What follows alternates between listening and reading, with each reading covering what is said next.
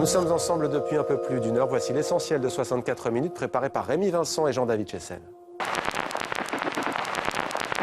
Des militants pacifistes, des familles de soldats tués qualifient Tony Blair de criminel de guerre et appellent à son jugement. S'il est moins radical, le rapport Chilcot délivre un diagnostic sévère sur le Premier ministre de l'époque, son alignement sur les positions américaines ou l'impréparation des militaires au moment de l'attaque. Je demande seulement avec humilité au peuple britannique d'accepter que j'ai pris cette décision car je croyais que c'était la chose juste à faire.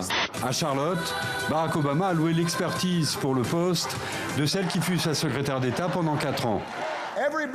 Tout le monde a une opinion, mais personne ne sait réellement ce qu'est le travail avant de s'être assis derrière le bureau.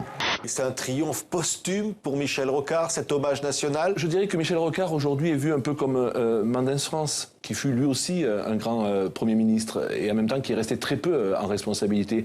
Dès lors que vous avez des hommes ou des femmes en politique qui amènent des choses nouvelles, ils sont quelquefois mal compris dans leur temps. L'imam de la mosquée vit au Brésil depuis 9 ans. Pas encore assez pour prêcher en portugais.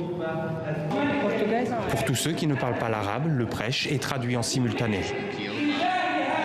Casque vissé sur les oreilles, le message passe et séduit. Dans cette mosquée de São Paulo, chaque semaine, de nouveaux Brésiliens décident de prononcer la shahada, la profession de foi islamique. Il y a des quartiers dans lesquels on a sous-traité l'ordre public aux religieux. Il y a une politique des grands frères stupide. Non, parce que il y aurait eu les grandes sœurs, c'était pas bête. Une politique machiste, sexiste.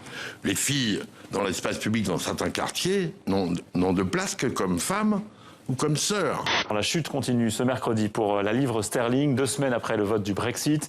La monnaie britannique est tombée à son plus bas depuis 31 ans face au dollar. Chute également aujourd'hui des places boursières en Europe, toutes dans le rouge. Gareth Bale d'un côté, Cristiano Ronaldo de l'autre. Oui, et puis en plus, ce sont des joueurs qui se côtoient au quotidien, puisqu'ils évoluent tous les deux au Real Madrid, et de leur performance à chacun dépendra sans doute quand même le résultat final. Voyez ces talons hauts parés à l'essayage, dont le cuir est tendu de si jolie façon.